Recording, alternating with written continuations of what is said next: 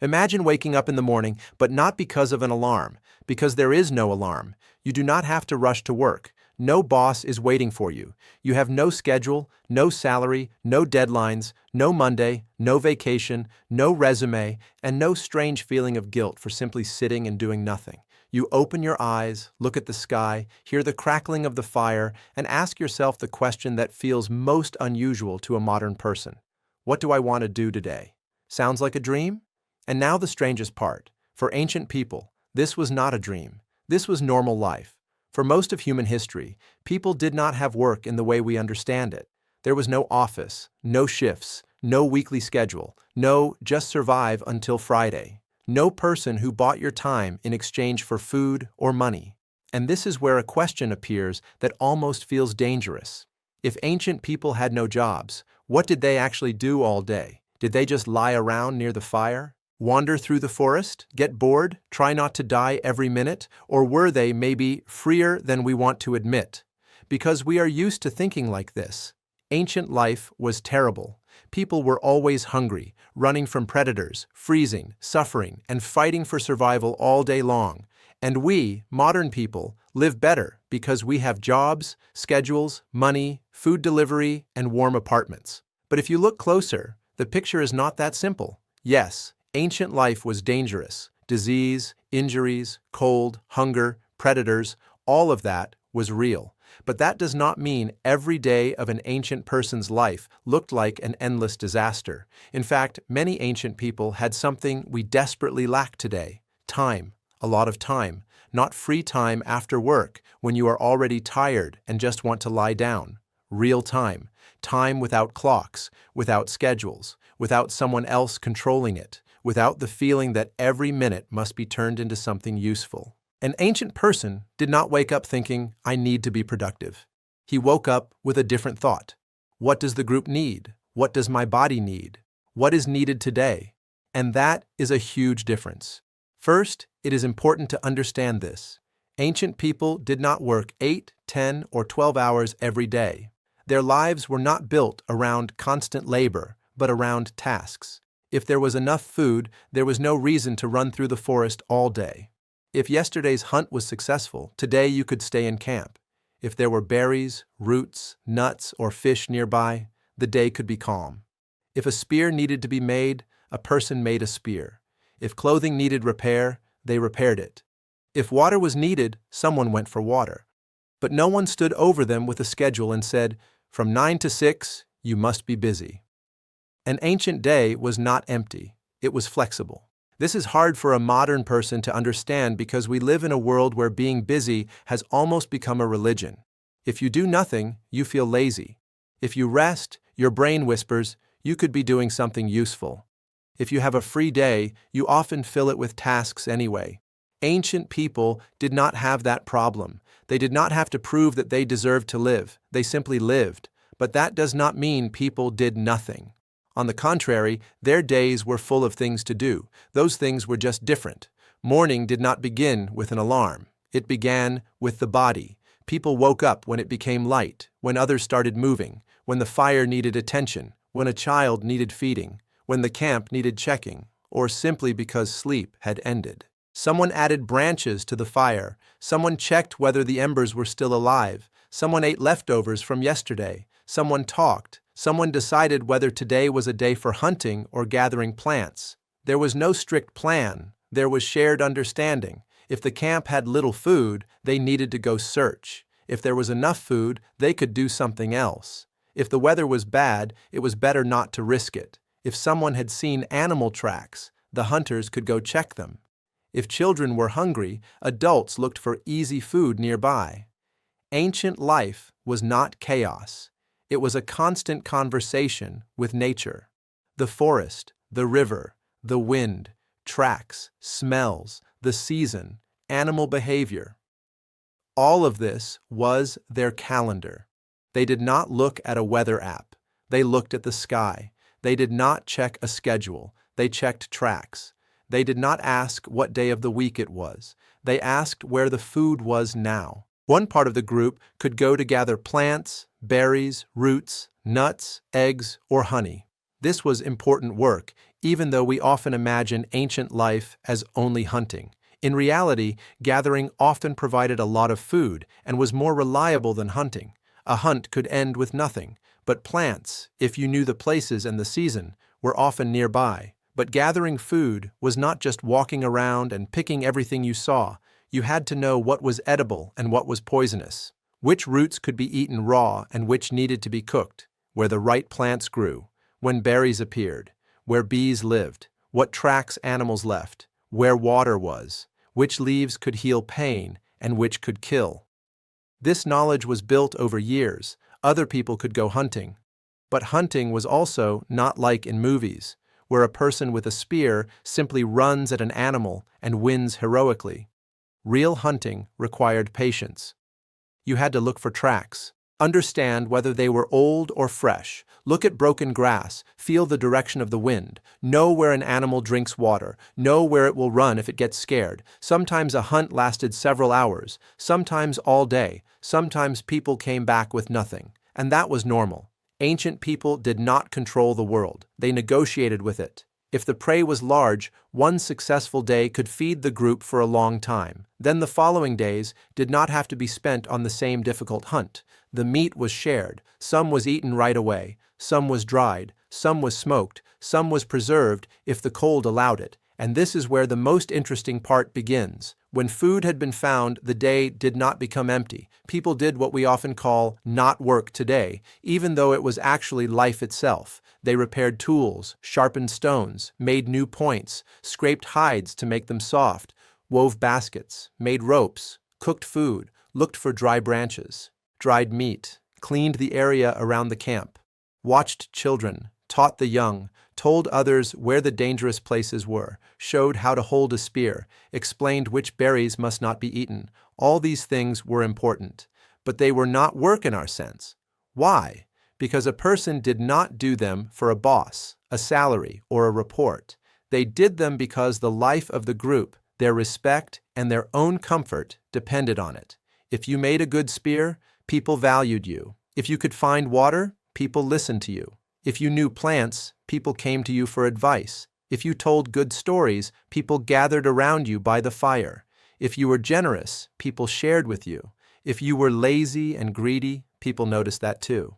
In the ancient world, there were no resumes, but there was reputation, and it mattered much more. Because your reputation could decide whether people would share food with you, help you when you were sick, protect you in danger, take you with them, or listen to your words. That is why ancient people spent a huge amount of time on relationships.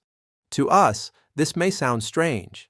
We are used to thinking of conversations, laughter, sitting together, playing with children, and long stories as something secondary. First work, then social life. But for ancient people, social life was work, because the group was not held together by laws, police, documents, or money. It was held together by trust. If you will watch it this far, please give it a like. If people stopped trusting each other, the group became weak, and a weak group might not survive hunger, cold, or an attack. So people talked, a lot. They discussed who shared what, who acted honestly, who hurt someone, who showed courage, who took too much, who helped whom, who broke the rules. This was not meaningless chatter. It was the social network of the ancient world, only without a phone. You learned news from people. You understood the mood of the group. You strengthened friendships. You solved conflicts before they became dangerous. You laughed to release tension. You told stories to pass on experience. Children were not sitting separately in a children's room during all this. They were nearby. They watched, listened, repeated, played, made mistakes, and learned. Ancient children did not have a school schedule, but learning happened all the time. A boy saw how an adult made a spear point. A girl saw how older people gathered plants. A small child played with a stick as if it were a spear. A teenager walked with adults and learned to read tracks. Someone learned to sing. Someone memorized stories. Someone learned how to behave near the fire. Learning was not a separate part of life. It was life itself. And ancient people also created beauty. This is especially important.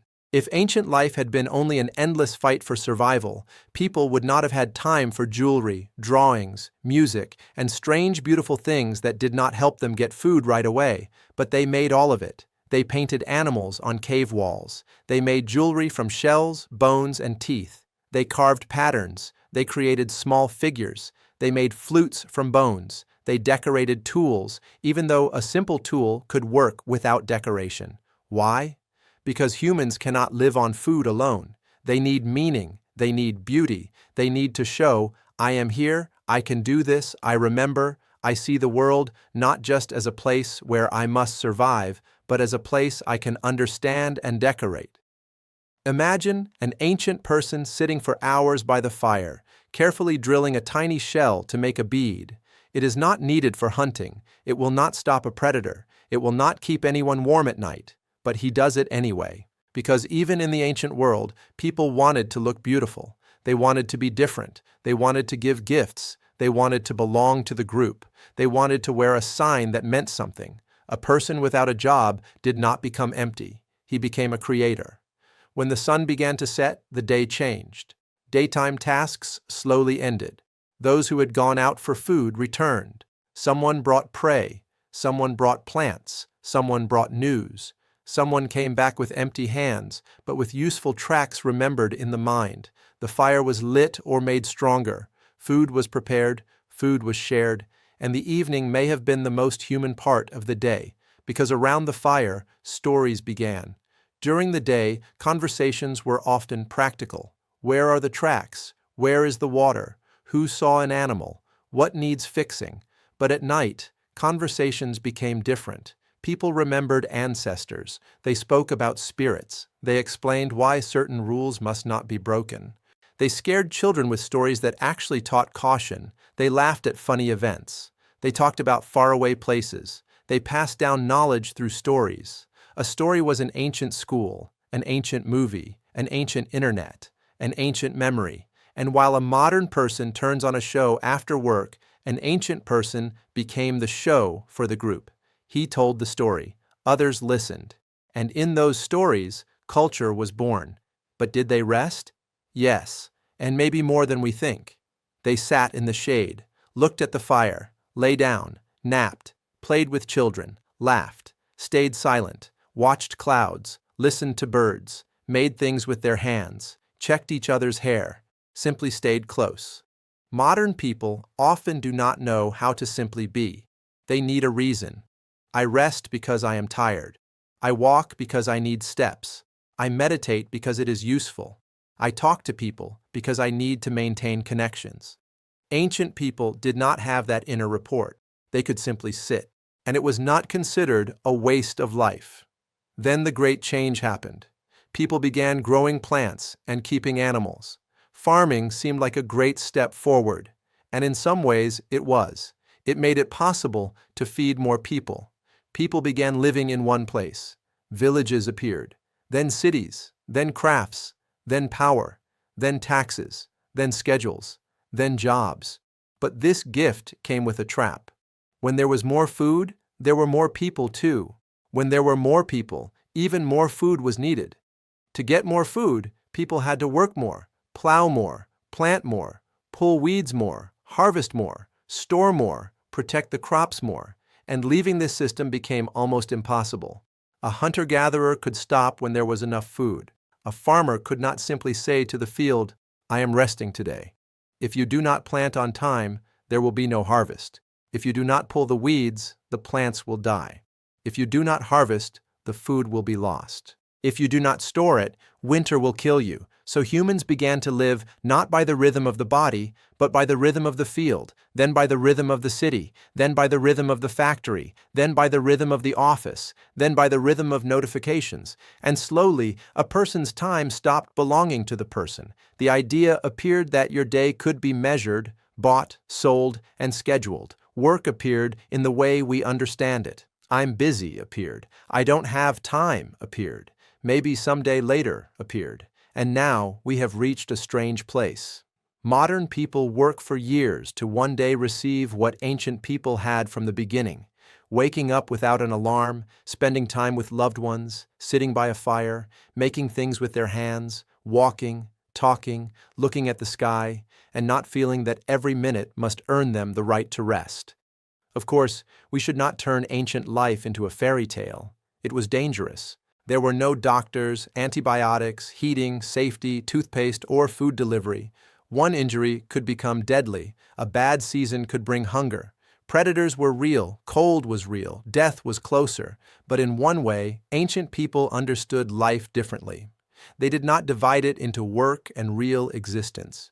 For them, getting food, making things, talking, learning, resting, playing with children, listening to stories, and looking at the stars were all one whole life. They did not wait for the weekend to finally become themselves. They already were themselves. So, how did ancient people live without work and schedules? They lived by tasks, not by hours. They did what was needed when it was needed.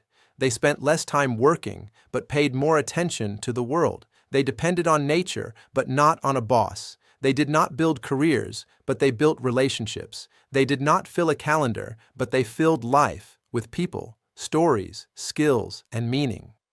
And maybe the most uncomfortable question is not what they did without work. It is what we are doing when work takes almost everything.